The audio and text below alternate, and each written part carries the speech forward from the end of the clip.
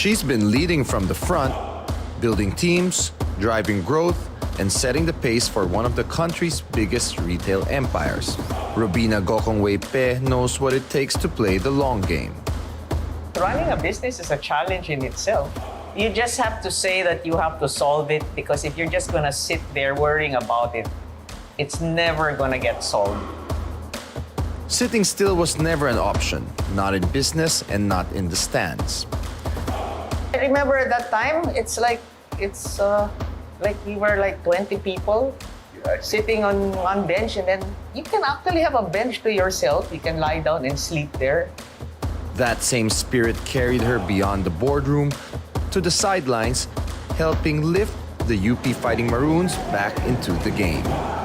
That JB Kagulangan shot, I was asking myself, is that for real? And in the last championship, the Francis Lopez shot, I said, is that for real? I was really elated and stunned and shocked and just so happy. This is Robina Gokongwei-Pe, who never backed down on or off the court. This ahas myth. She's been playing to win, and now we hear how she does it. I'm Charles Tiu. This is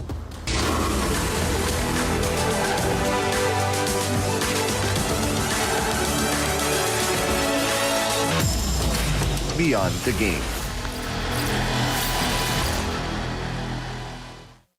We are here in the Robinsons Retail Head Office, and with me today is none other than their chairman, Mrs. Robina Gokongwei-Pe. Auntie Robina, hello. Thank you so much for making time to talk to me. I know you are so busy. Thank you, Charles. And now you called me auntie. Well, You're telling everyone how old I am. Well, that's how I'm used to calling you, since we were little kids, being one of my mom's best friends. Yep, And now since kindergarten. And now we get to do what we both like, drink wine and chat for me. And I get a chance to talk to you about sports, your passion for it. I mean, obviously, I've seen more of you recently because of the UP Fighting Maroons. But I kind of want to start by asking what actually led you to support that team, because you were there from the darker days. Yeah, we started supporting in 2010. I was asked to be a member of the UP Centennial Commission. UP celebrated its 100th anniversary in 2008. And right beside me was a guy, he was the executive secretary of the commission. His name was Benji Sandoval. Aside from us getting big organizations and corporations to support the Centennial, we were also asked how we could help in our own personal way. And I said, how could I help? And Benji said, you know what? I have a suggestion. Since you used to run a professional basketball team, great taste, why don't you support the UP men's basketball team? I said, what? And he said, I'll give you tickets for free. You watch the next 3 games. I said, okay.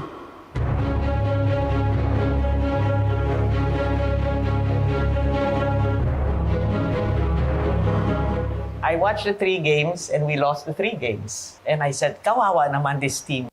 I think they really need our support. So that started it.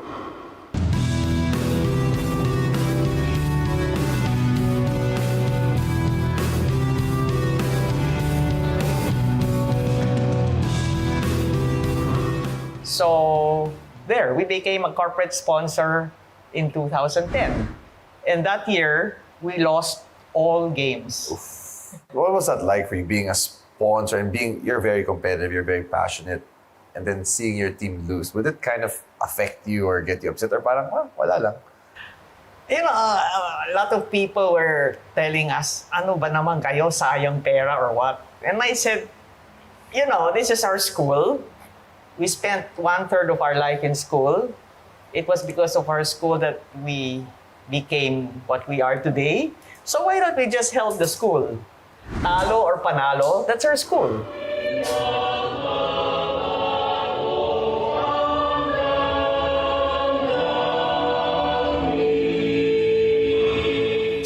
But what do you think changed from the dark days? How did it kind of transition to where it is now today? I think it was, maybe what really helped a lot was that Bo Perasol became coach. And you know, Bo is from UP, and only somebody from UP will understand why the UP gym was not even, why the roof was leaking, why everything was breaking down. And I think he was able to explain all of this to the team. And I think I remember, was it in 2016, we finally had 5 wins and we were so happy. Nobody expected us to be here! You achieved so much! You sacrificed so much! That's why they're here! But it's funny how when you mentioned that you were given tickets before to watch the team and lose all their games, those were the days when I'd watch the UAAP and basically nobody would be there for UP. Empty crowd. And now it's like the hottest ticket. I mean, it's so hard to get tickets, right? Yeah.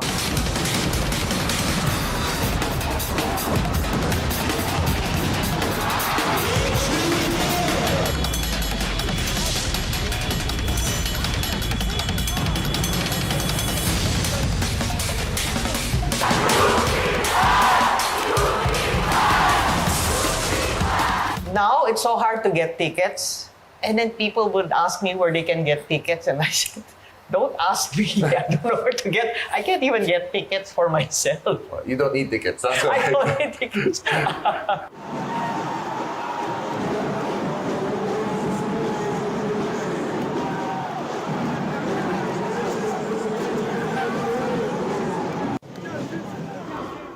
But how does it feel though, finally seeing UP? I know from that 1986 back then all the way till now, and now you've got 2 championships in the last how many years, and consistently there's one of the top programs in terms of basketball. Like, how does that make you feel as a Elated.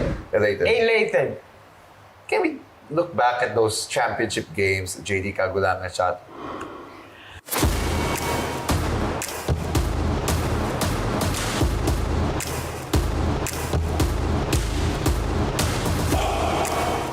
You know, what was that feeling? That was like 4 seasons ago, our first championship since 1986. That JD Kagulangan shot, I was asking myself, is that for real? And in the last championship, the Francis Lopez shot, I said, is that for real?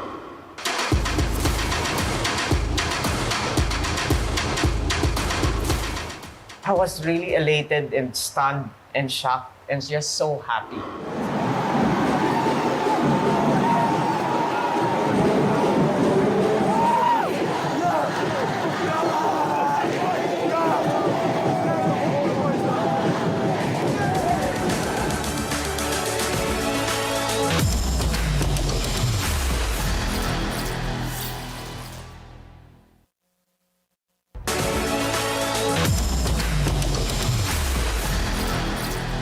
Do you see yourself doing this for a long time, like continuing the support for the program? I believe so. For sports patrons like yourself, what do you actually get from supporting these teams, or what motivates you? Is it more just your way of giving back, helping athletes, helping the school? Giving back to your school and nothing. I just become so happy. I guess it's fulfillment rin, no? Fulfillment. A lot of happiness.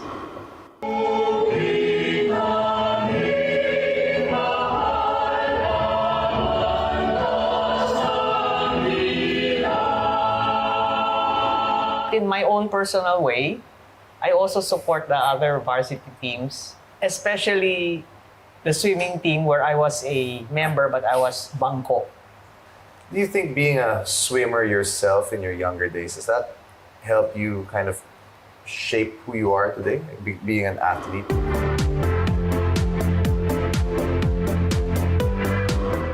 I think it let me realize a few things. One is how important teamwork is.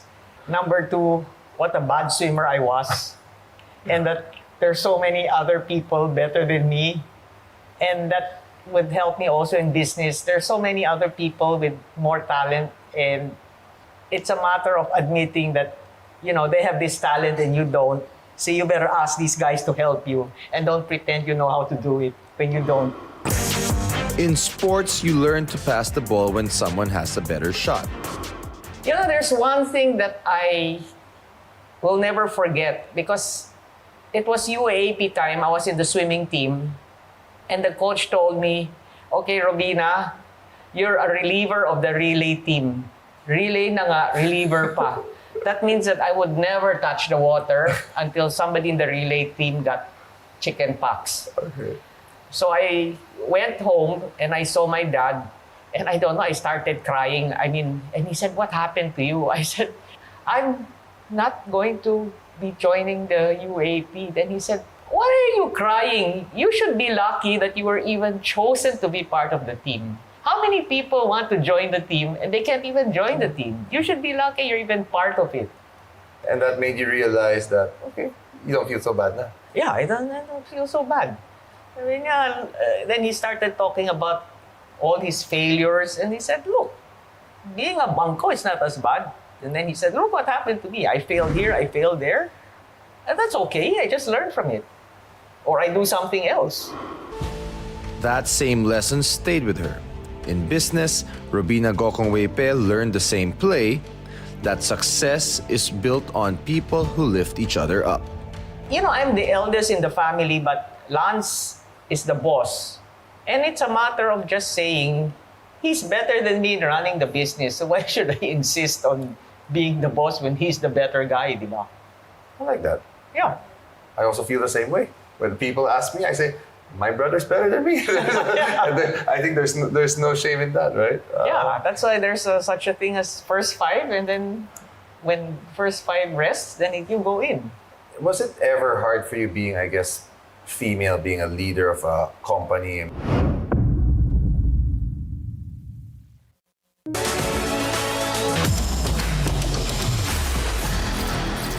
Was it ever hard for you being, I guess, female, being a leader of a company? I mean, obviously, there aren't too many, or well, now there probably are, but women, chairman, CEO, or chairwoman rather. Do you feel that it was a challenge at any point? No. You know, I think this thing about women not being able to lead companies, you know, men here are henpecked. I think sometimes it's a choice of women if they want to lead a company or not. Because at a certain time, you want to spend time with your young children. Yes. But I think now there's really no problem whether it's a male or a female. Yeah. As it should be, right? I mean, Yeah. there isn't much difference. You guys make sure you got to get the job done, right? Yeah. What is your leadership style, though? I've always been curious how you run your company or any philosophies that you share or believe in helping you make your business so successful. Hindi naman so successful.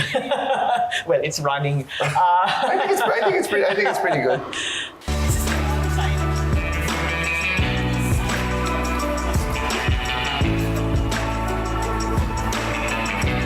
I really don't know. I cannot describe my management style. But I think I like to tell stories. Okay. And then people can relate more if they know that I had the same experience. I've always wondered, though, you are such a funny person. Where did you get your sense of humor? My dad, his sense of humor, not his brains. You're too humble naman. I can see now why you're so successful. You're so No, no. You're so humble. That wasn't me. It's everybody else. It's not only me. Are there any, I guess apart from your father, are there like any role models that you've had growing up that you look up to? You know, when I was a kid, I always looked up to athletes. I don't know why. I memorized all the best runners, the best swimmers, the best boxers. Even in football, basketball. Really? Yeah, I don't know why. I mean, I really like sports. Oh, so now I guess it really makes sense why you're such a passionate supporter. What do you consider your biggest accomplishment in life? Supporting the UP Fighting Maroons basketball team. Wow, if I'm a UP Fighting Maroons fan or support, I'd feel so proud.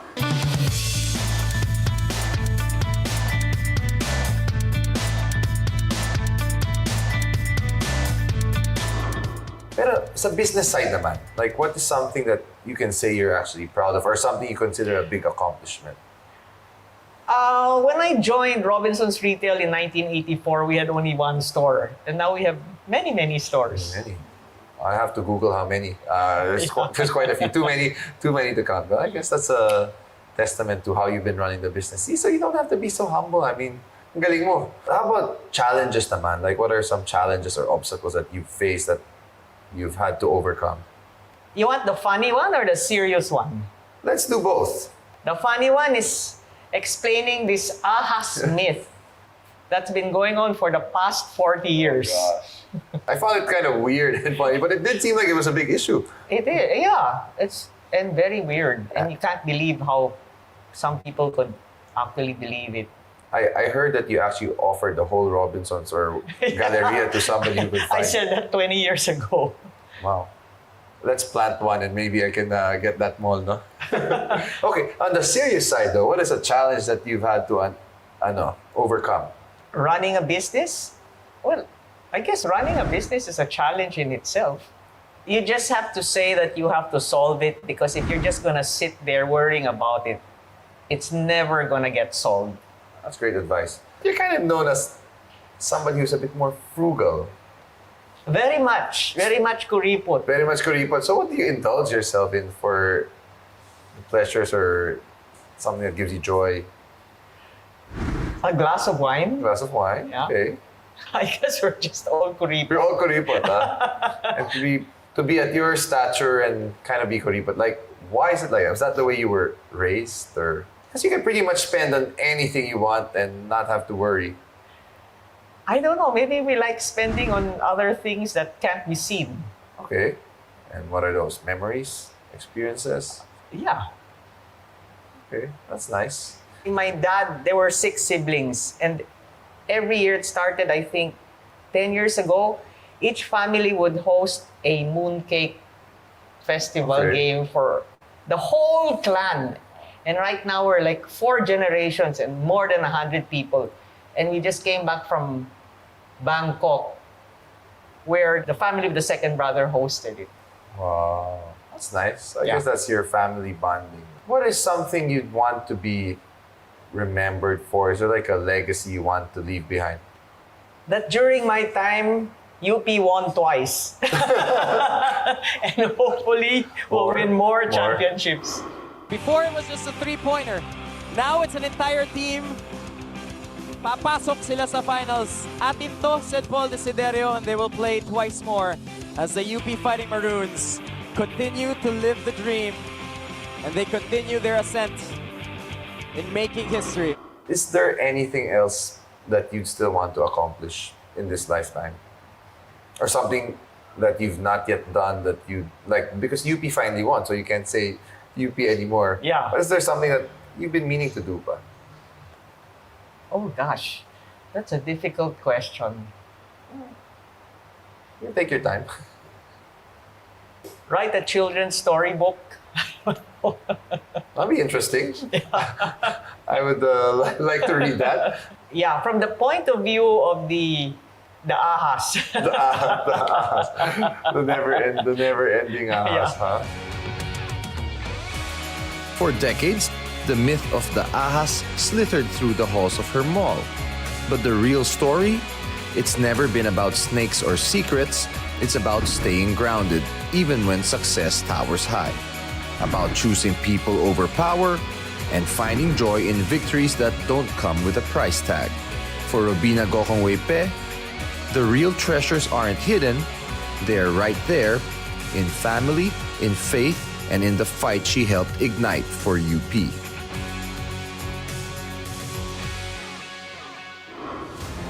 This is Charles Tiu.